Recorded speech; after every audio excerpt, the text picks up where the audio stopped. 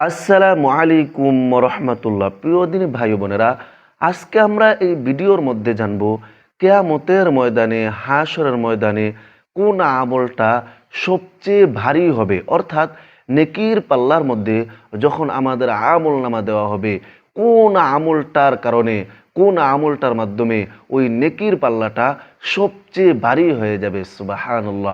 প্রিয় দিনী ভাই বোনেরা, আপনারা সম্পূর্ণ ভিডিও দেখতে থাকুন যে কোন আমলের কারণে আপনার নেকির পাল্লা সবচেয়ে ভারী হয়ে যাবে। কারণ আমরা দুনিয়াতে অনেক আমল করি, কিন্তু আমরা জানি না যে কোন আমলের মাধ্যমে আমাদের নেকির পাল্লা ভারী হয়ে যাবে। আজকে যদি আমরা জানতে পারি, তাহলে আমরা ওই আমলটা প্রতিনিয়ত করার চেষ্টা করব। ইনশাআল্লাহ ইনশাআল্লাহ কঠিন হাশরের ময়দানে, ভয়াবহ হাশরের ময়দানে আল্লাহ তাআলা আমাদের নেকির পাল্লা সবচেয়ে ভারী করে দিবেন। সুবহানাল্লাহ। জামে আত-তিরমিজি শরীফের 2002 নম্বর হাদিস। এই হাদিসের মধ্যে নবী করিম সাল্লাল্লাহু আলাইহি ওয়াসাল্লাম বলেছেন, কিয়ামতের দিন মুমিনের দাড়িপাল্লায় সৎ চরিত্র ও উত্তম আখলাকের চেয়ে ভারী আর কিছু থাকবে না। সুবহানাল্লাহ। নবীজি বলতেছেন, কিয়ামতের দিন মুমিনের দাড়িপাল্লায়, নেকির পাল্লায় সৎ চরিত্র, উত্তম চরিত্র ও উত্তম আখলাকের অর্থাৎ উত্তম ব্যবহার, আমাদের চরিত্র সুন্দর এবং আমরা মানুষের সাথে উত্তম আচরণ, উত্তম ব্যবহার করেছি, উত্তম আখলাক তাদেরকে উপহার দিয়েছি, এর চেয়ে ভারী আর কোনো আমল কিয়ামতের ময়দানে থাকবে না। সুবহানাল্লাহ। প্রিয় দিনী ভাই বোনেরা, আমরা এই উত্তম চরিত্র এবং উত্তম আখলাক, উত্তম ব্যবহার এটাকে স্বাভাবিক মনে করি, আমরা একদম স্বাভাবিক মনে করি।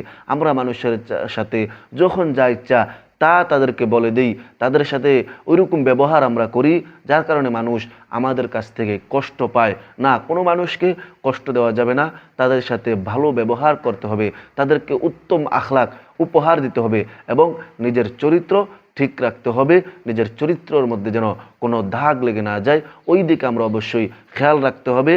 আল্লাহ পাক রব্বুল আলামিন আমাদেরকে হাসরের ময়দানে নেকির পাল্লা সবচেয়ে ভারী করে দিবেন। সুবহানাল্লাহ।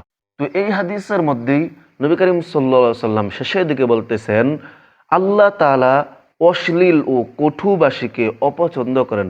অর্থাৎ আল্লাহ পাক রব্বুল আলামিন অশ্লীলতা, যারা অশ্লীল কাজ করে তাদেরকে অপছন্দ করেন, এবং কটুভাষীকে, যারা কটুভাবে মানুষকে কথা বলে, মানুষের সাথে কটু ব্যবহার করে, মানুষের সাথে খারাপ ব্যবহার করে, আল্লাহ তাআলা এগুলাকেও অপছন্দ করেন। এই জন্য আমরা অবশ্যই এই কাজগুলো থেকে বিরত থাকার চেষ্টা করব ইনশাআল্লাহ। সুন্দর ব্যবহারই সবচেয়ে বড় আমল, সুন্দর ব্যবহারই সবচেয়ে বড় আমল, এবং এই আমলে হাসরের ময়দানে আমাদের নেকির পাল্লা ভারী করে দিবেন।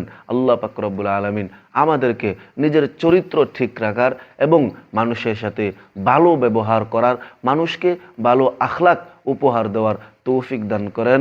আসসালামু আলাইকুম ওয়া রাহমাতুল্লাহি ওয়া বারাকাতুহু।